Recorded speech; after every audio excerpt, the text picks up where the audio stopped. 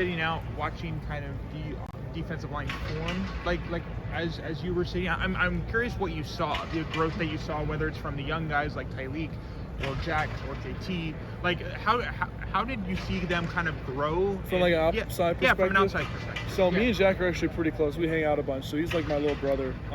And just seeing him progress, you know, with his pass rush, he was always talented, but just seeing him with his fine tuning and stuff, just getting better. And then JT, he showed up late, so it was kind of like a learning curve for him, just trying to learn on the fly because we went right into camp.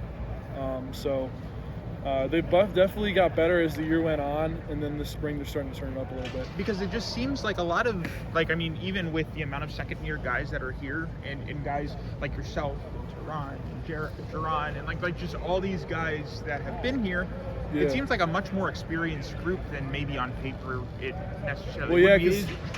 Yeah, with all the, I mean, we had a bunch of injuries last year, like me, T. Fry, Zach was a little bit, you know, he had a little bit of things, but we're all good now. And then, but just that gave the opportunity for Jack and JT to step in a little bit and get some like actual minutes on the field, you know.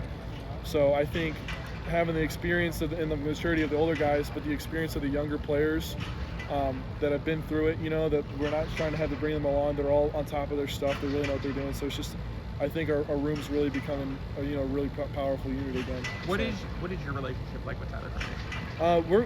We were injured around the same time. So last season we were both out, and we would be together in rehab. Our relationship really grew.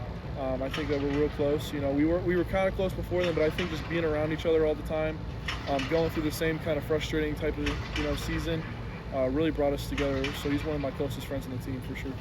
You mentioned, you know, being in a dark place. You know, your dad the other day, he quote tweeted something that Harry Miller's mom tweeted and said, you know, when my son had his injury, you know, I can attest that, you know, Ryan Day was there for him. Just how did Ryan Day kind of help you through the situation you went through last year? So he actually, it was really encouraging. So every time he would see me, he's like, "How's your eye? How's your foot?" You know, it was just, you know, not that I wouldn't get from other coaches. And just from the head coaching perspective, he's got 1,000 different things to go in his direction. Just to get that, you know, that support was really, you know, helpful through a tough time. And then even him, so I don't know how, like if you all know this, but like with my eye surgery, I couldn't go anywhere. I couldn't go on the field. So I would be stuck at home. And one Saturday when we were playing, it was a college game day, you know, segment on him, and he was talking about like how his, you know, his dad's thing, and that was just having someone who has gone through mental health things and him being an advocate for it.